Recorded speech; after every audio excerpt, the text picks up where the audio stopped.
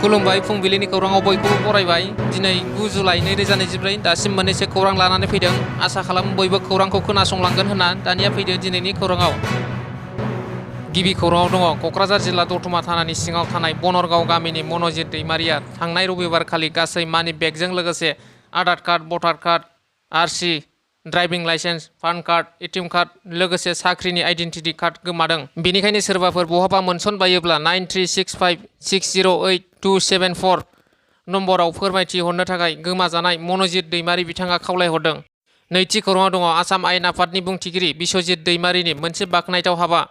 मख'नो गोनांदि मैया तामुलपुर जिल्ला एबसुनि गाहाय नेहाथारिनि न'खराव थांदों आसाम आयेन आफादनि बुंथिगिरि बिश्वजित दैमारिया, जेराव गोलाव सम किडनि बेरामाव गोग्लैनानै भुगिनांबाय थानाय अजित बर'नो बिथांनि बेरामनि थाखाय फाहामथाय लानो 1 लाख रांनि चेक अनसुंथाइ होदों। जेराव बिथाङा हारिनि थाखायनो गावखौ बावसोमनाय अजित बर'नि देहाखौ थाबैनो मोजाङाव फैफिनगोन होननानै इसोरनि खाथियाव आर'ज खालामदों आसाम आयेन आफादनि बुंथिगिरि बिश्वजित दैमारिया। थामथि खौराङाव दङ मोनसे दुखुनांथाव खौरां। बर' सावथुन मुलुगनि मुंदांखा फेस्ला फावखुंगुर मेन्देला ब्रह्मनि जोनोमगिरि बिफा 95 बोसोर बैसोनि मनसिं ब्रह्मआ रुंसारि जाबाय। थांनाय मैयानि मोनानि 7:30 रिंगासो समाव हरखाब रुंसारि जायो फावखुंगुर मेन्देला ब्रह्मनि बिफाया।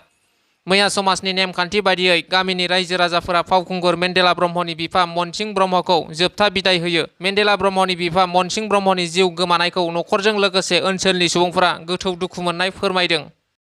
ब्रैथि खौराङाव दङ कंग्रेसनि दैदेनगिरि राहुल गान्धीआ नर्थ इस्टआव दावबायफैदों। मख'नो गोनांदि राहुल गान्धीआ मणिपुर रायजोनि जिरिबाम गोजौ फरायसालिनि रैखाथि बादायाव थांनानै मैया नायगिदिंफैदों, जेराव हिंसानि बोलि जानांनायफोरखौ लोगो हमनो फैदों बिथाङा। मिथिनो मोननाय बादिब्ला हिंसानि समाव राहुल गान्धीआ मणिपुराव 3थि खेब जाबाय दावबायफैनाया।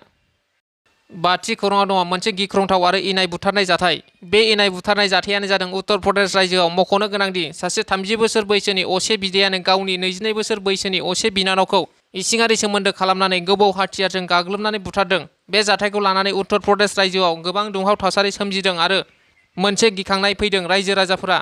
जाथाय जाखांनायनि उनाव रायजो राजाफोरा पुलिस बिफाननो खौरां हरो आरो पुलिस बिफाना जाथायथिलियाव फैनानै गोथै देहाखौ पस्टमर्टमनि थाखाय लानानै थाङो आरो बुथारग्रा दायनिगिरि बिदाखौ हमनानै लानानै थाङो होनना मिथिनो मोननाय जादों आरो बुथारग्रा दायनिगिरिनि सायाव दायो गोख्रों नायबिजिरनाय सोलिगासिनो दङ।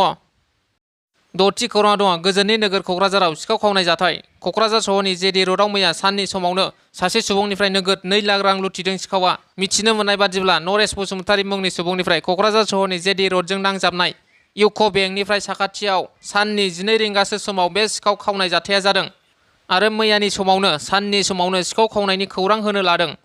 तामुलपुर स्टेट बेंकनिफ्राय दिहुनना लाबोनाय अनुपम देखानिफ्राय नोगोद 3 लाख रां लुथिदों सिखावा।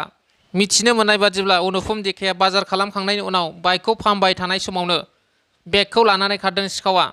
लुथिजानाय तामुलपुर जिल्लानि मथंगा सकआव भारा थानाय अनुपम देखानि बेगाव नोगोद 3 लाख रांजों लोगोसेनो अनुपम देखानि साख्रिनि आइ कार्ड, पासबुक आरो चेक दंमोन होनना मिथिनो मोननाय जादों। बे जाथायखौ लानानै तामुलपुर पुलिस थानायाव गसर थिसनबाय होनना मिथिनो मोन्दों।